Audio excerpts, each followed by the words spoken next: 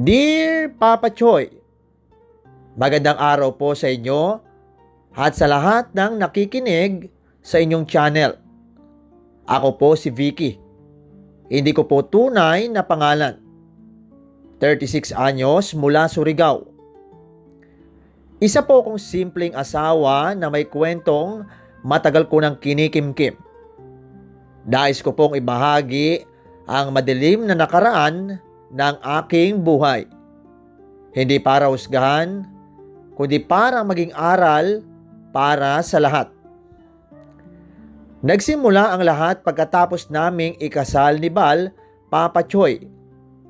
Simple lang yung kasal namin. Sa West lang. Walang ingranding handaan, pero masaya kami kasi finally, mag-asawa na kami. After noon, dumiretso na kami sa bahay nila.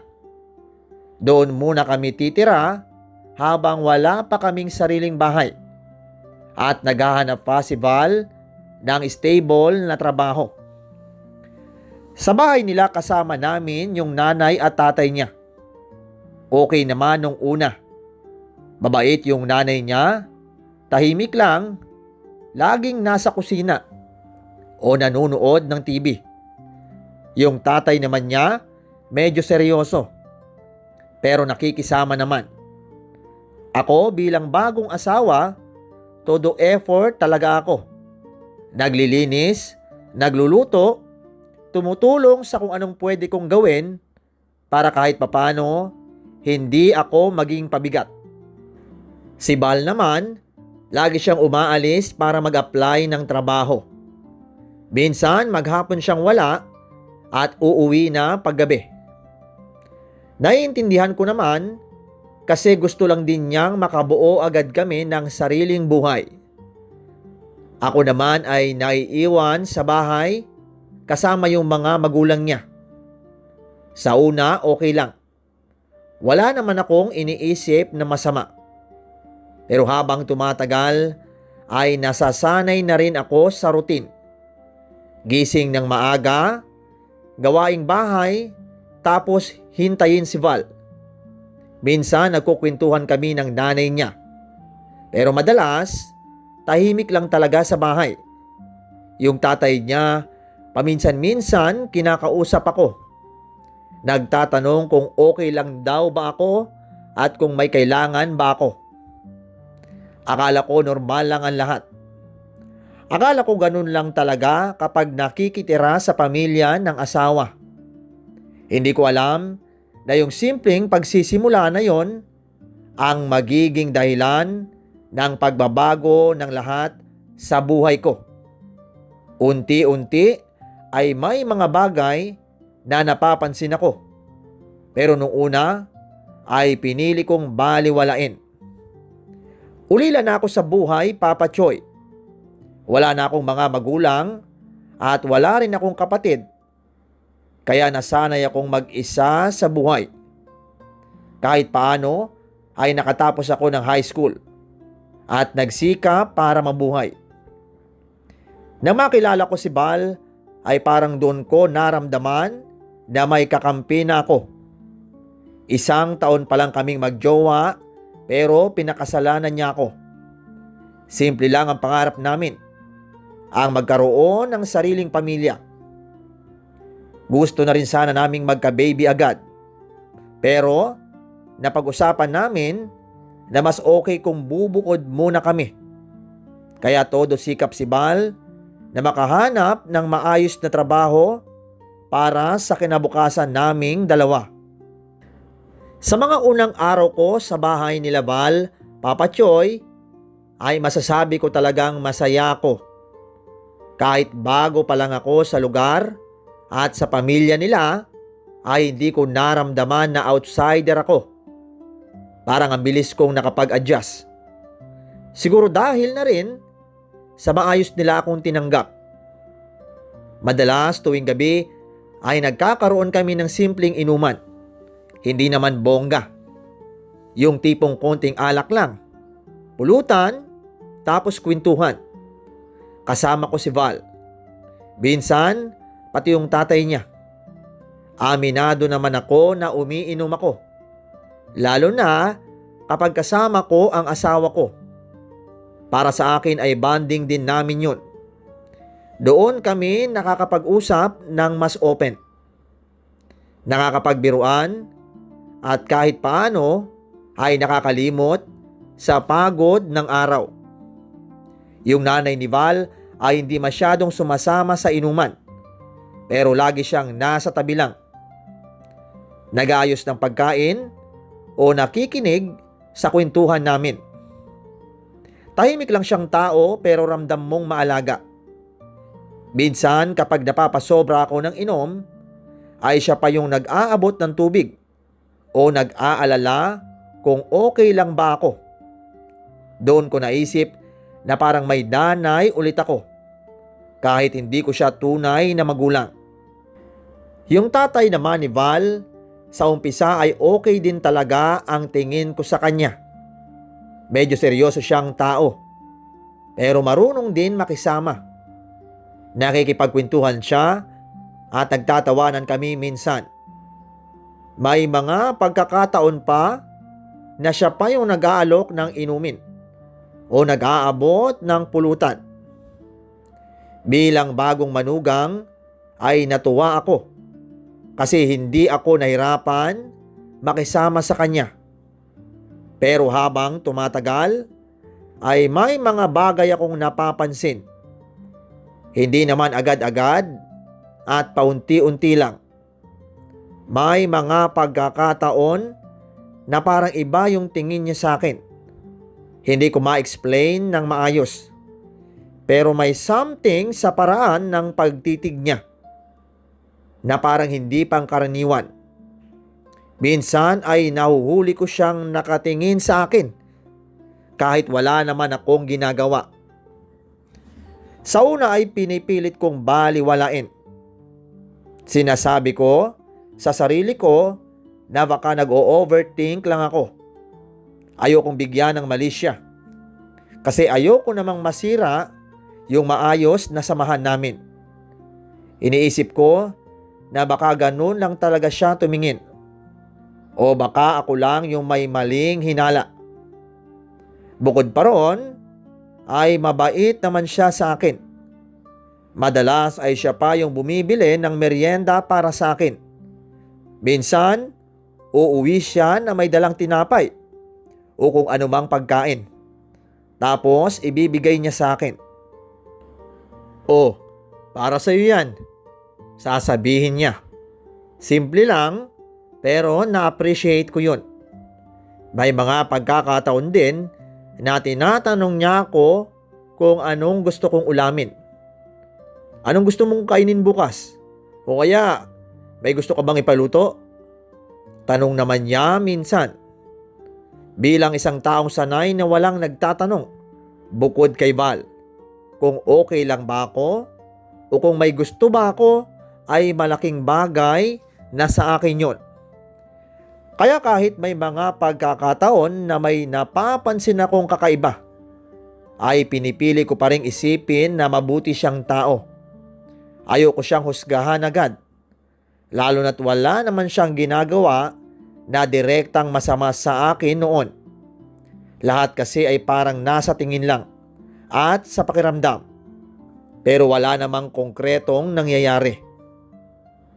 Yung nanay ni Val ay consistent lang din ang pagiging mabait niya sa akin. Hindi siya yung tipo na madaldal o palaging nakikipagkwentuhan. Pero ramdam mo yung care niya. Kapag may ginagawa ako sa bahay, ay tinutulungan niya ako. Kapag napapagod ako, ay sasabihin niya, ako na ang magpahinga muna. Minsan nga, sinasabi pa niya, "Dahan-dahan lang, hindi mo kailangan gawin lahat yan." Doon ko lalo naramdaman na hindi niya ako tinuturing na bisita lang. Parang anak na rin talaga ang trato niya sa akin. Habang tumatagal ay mas lalo kong nararamdaman na parang may pamilya na ulit ako. Yung tipong kahit na wala yung tunay kong pamilya, ay may pumalit naman na hindi ko inaasahan. Sa isip ko noon ay swerte pa rin ako kahit papano. Kapag kasama ko sila sa hapagkainan ay sabay-sabay kaming kumakain at nagkukwentuhan. Kahit simple lang. Minsan nagtatawanan at minsan tahimik lang. Pero okay lang. Si Val naman, kahit busy sa pag-apply, ay sinisigurado niyang okay ako. Lagi niya akong tinatanong kung kumusta ako sa bahay at kung okay lang ba ang pakikitungo sa akin ng mga magulang niya. Siyempre, ang sagot ko lagi, oo, okay lang ako dito. Hindi ko sinasabi sa kanya yung mga napapansin ko sa tatay niya. Ayoko kasi siyang mag-alala. Ayoko rin na magkaroon ng gulo. Sa isip ko ay maliit na bagay lang naman yun. At kaya ko namang i-handle. Baka nga wala lang talaga yun. Pinipilit kong mag-focus sa mga magagandang nangyayari. Sa pagiging mabait nila sa akin. Sa pagtanggap nila at sa mga simpleng bagay na ginagawa nila na nagpaparamdam sa akin na hindi ako nag-iisa. Sa totoo lang, Papa Choy, sa mga panahong yon ay masaya ako. Kontento ako. Kahit simple lang ang buhay namin, ay ramdam ko na may kasama ako at may pamilya ko. Hindi ko alam na yung mga maliliit na bagay na pinipili kong baliwalain, ayun pala yung unti-unting magbabago sa lahat. Akala ko ay natagpuan ko na yung lugar kung saan magiging payapa ang buhay ko. Akala ko safe na ako. Pero nagkamali ako. Dumating din yung araw na matagal naming hinihintay, Papa Choy. Kasi nakahanap na ng trabaho si Val. Sobrang saya ko para sa kanya. Kasi alam ko kung gaano niya yun pinaghirapan. Halos araw-araw siyang umaalis para mag-apply. Minsan uuwi ng pagod at tahimik. Kaya nung sinabi niyang tanggap na siya, ay parang gumaan lahat.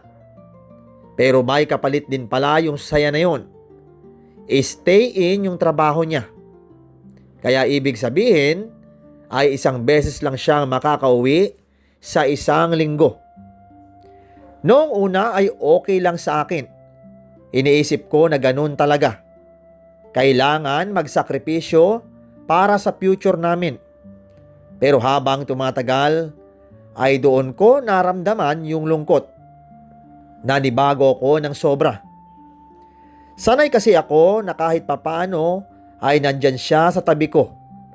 Kahit pagod siya at kahit saglit lang kaming magkausap, ay okay na sa akin yon. Pero bigla akong naiwan sa bahay nila. Kasama ang mga magulang niya. Tapos wala siya. Parang may kulang.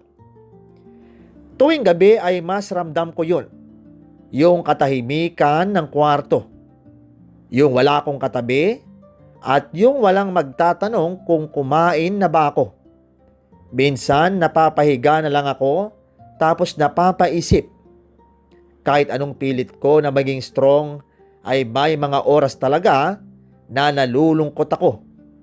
Siguro, para matakasan yung lungkot, ay nasanay akong sumama sa inuman sa bahay.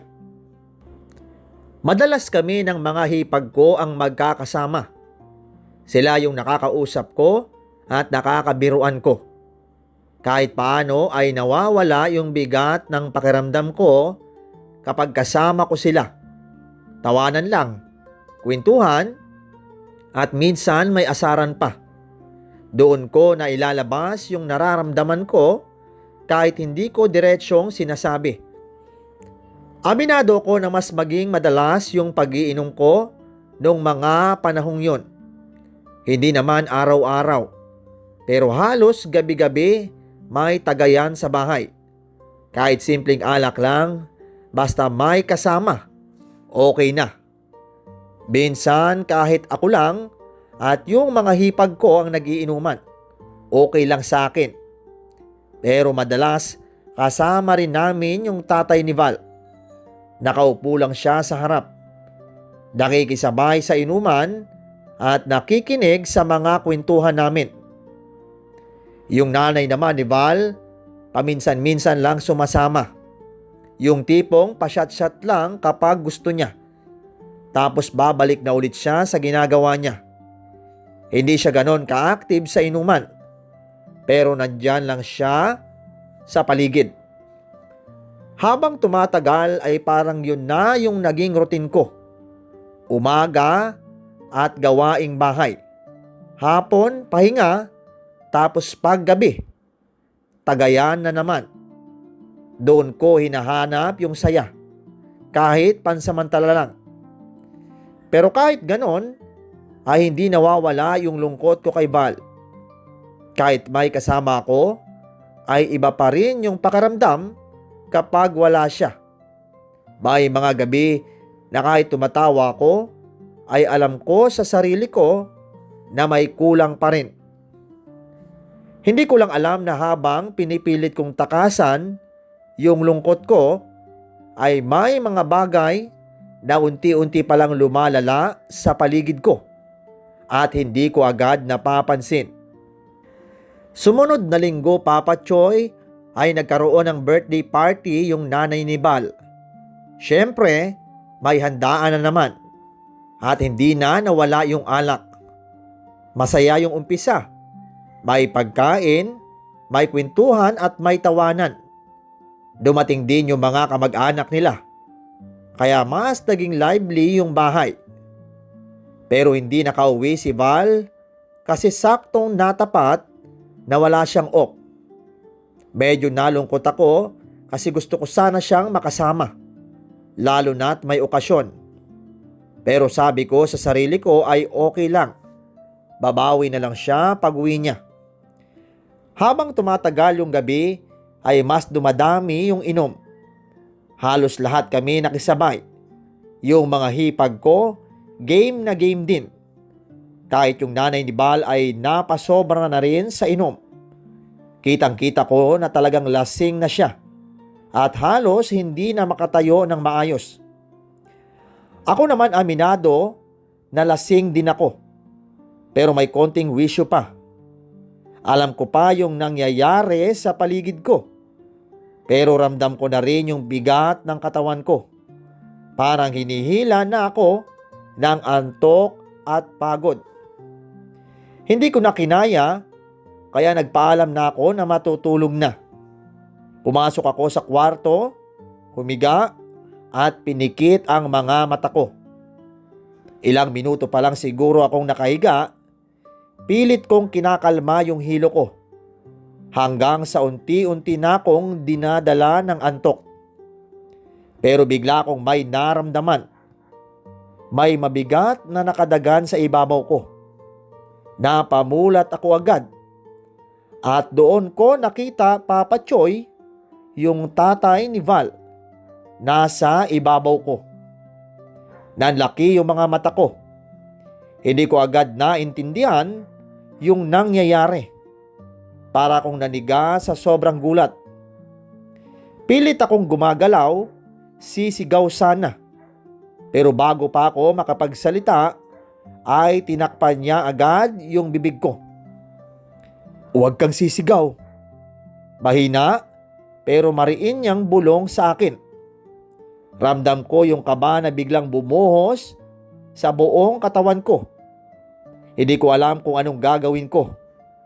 Gusto kong lumaban, gusto kong sumigaw, pero natakot ako. Kapag nagsumbong ka, may mangyayaring masama sa'yo. Dagdag pa niya. Parang lalo kong nanghina sa narinig ko. Wala akong nagawa. Hindi ako makagalaw, Papa Choy, at hindi ako makasigaw. Para akong na-free sa takot. Kitang-kita ko yung mukha niya, kung paano tumirik yung mga mata niya, at kung paano nagbago yung anyo niya sa harap ko. Yung taong akala kong mabait ay ibang-iba sa nakita ko nung mga oras na yun. Gusto kong umiyak at gusto kong tumakas pero wala akong lakas. Pakiramdam ko ang haba ng mga sandaling yon. Para kong nakakulong sa sarili kong katawan. Walang magawa kundi tiisin at hintayin na matapos. Hanggang sa natapos din. Pagalis niya ay naiwan akong nakahiga. Nanginginig at hindi makapaniwala sa nangyari. Hindi ko alam kung iiyak ba ako o sisigaw. Basta ang alam ko lang ay may isang bagay sa loob ko na parang tuluyang nabasag. At simula nun ay hindi na naging pareho ang lahat.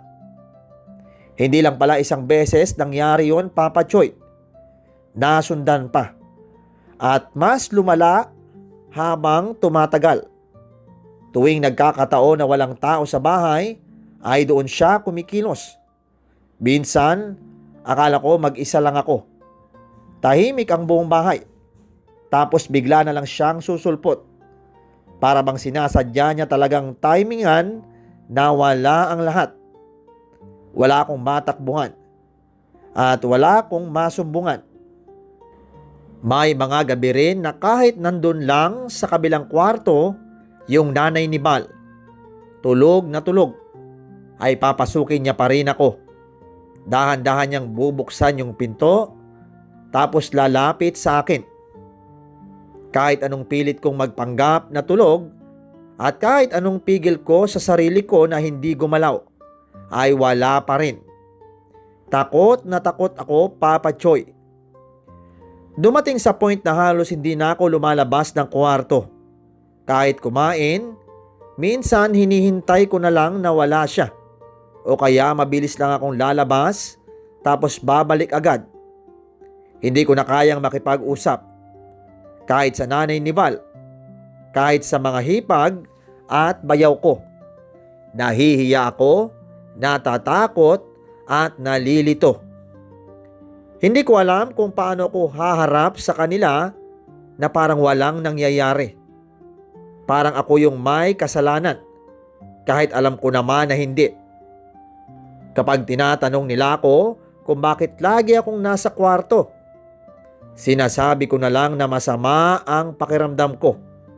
Nahihilo, nasusuka at walang gana. Dahil doon akala nila naglilihi na ako. Minsan pa nga ay natutuwa pa sila sa idea na baka buntis ako. Pero sa totoo lang ay hindi yon yung dahilan. Takot lang talaga akong lumabas. Si Val naman ay napapansin niya na may nagbago sa akin. Hindi na ako tulad ng dati na madaldal at masayahin. Minsan tahimik na lang ako, tulala o kaya madaling magulat. Uy, okay ka lang ba? Madalas niyang tanong sa akin kapag umuwi siya. Gumingiti lang ako kahit pilit. Oo naman, pagod lang siguro to. Sagot ko. Hindi ko masabi sa kanya yung totoo. Gusto ko, sobrang gusto ko. Pero sa tuwing naaalala ko yung sinabi ng tatay niya, yung pangbabanta, ay nanginginig ako. Natatakot ako na baka kung magsalita ko ay may mangyaring mas masama. Dahil doon ay pinili ko na lang manahimik.